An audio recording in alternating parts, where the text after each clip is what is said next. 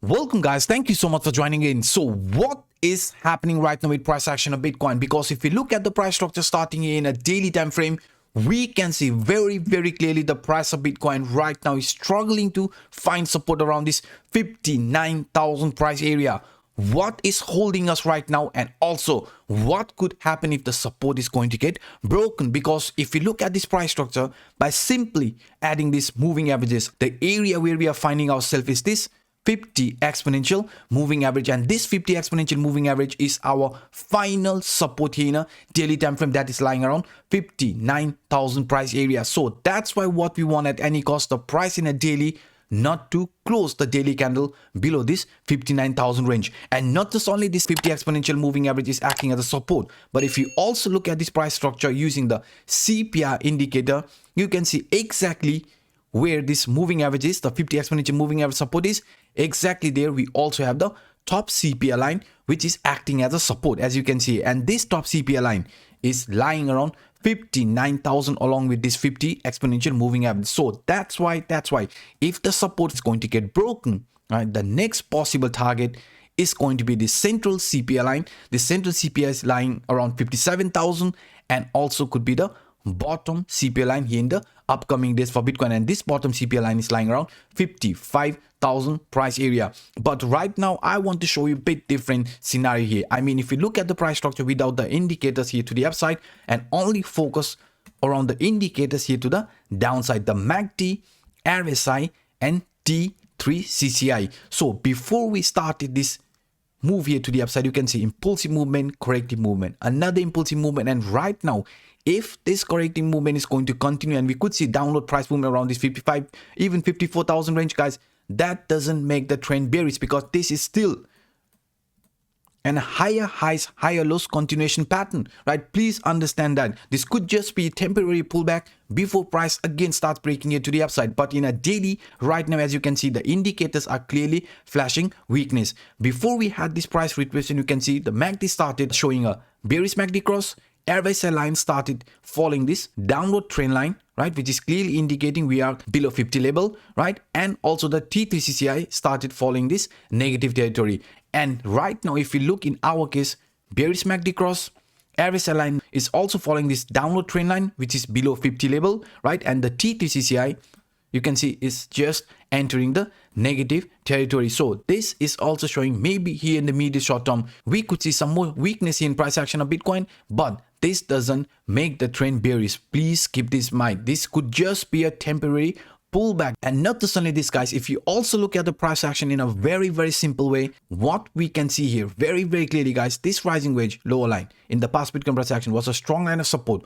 Once it got broken, you can see we had this price retracement. In our case, we said maybe a similar scenario could be also playing out, since we have already broken the support from this lower line area. So if the trend of Bitcoin is going to see any sort of a price retracement in this way, we are aware the lower line here, right, this line could be one strong line of support for Bitcoin in case we see a pullback around this 55,000 price area. Because according to the CPI line that I just showed you, the bottom CPI line, the central CPI line, is also between this 55 to 57,000, and this rising trend line could be another extreme line of support. And after that, we could still expect another movement here in this manner, guys. So this could just be a mid-term weakness, but in the long term, you can see the price is still making this higher highs, higher lows continuation pattern, and you have to understand that. And if you also look at this price structure in a smaller time frame, let me show you this one interesting scenario here. So those who have watched my video from yesterday, we were looking at this price structure in a bit different way. I mean, we were simply following this trend line, which was acting as a strong line of support, right? You can see here. And we also said maybe this trend line could be another strong line of support, and after that the price could see some sort of consolidation and or relief rally type of scenario. Because according to this price structure here from the past Bitcoin price action, as soon as the price broke out of this important line of resistance, you can see, right, as soon as we broke out of it, we had some consolidation and also relief rally type of scenario before price again breaking it to the downside. In our case, a similar scenario unfolded.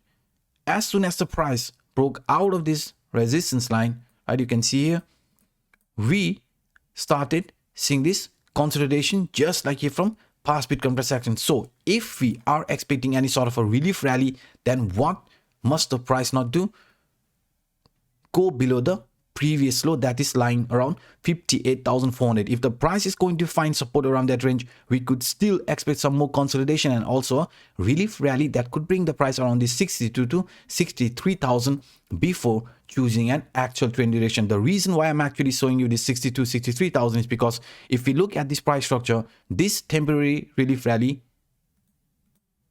from this swing high till this swing low came exactly at this 0.618, got a rejection, and we had this dead cat bounce type of scenario. So that's why in our case, if this similar structure is also going to unfollow, right, then we are aware we could be getting here in the immediate short term, could be getting gravitated towards this 0.52, 0.618 Fibonacci line, and that is between the 62 to 63,000 before price chooses an actual trend duration. Because as long as we are going to consolidate above this 59,000, right, we are still okay with that. Why? Because let me show you what could be unfolding around this price range. So in a smaller time frame, if we look at this price action of Bitcoin, guys, we can see very clearly the price here got a rejection from this trend line, right? Very strong rejection, you can see here. And to the downside,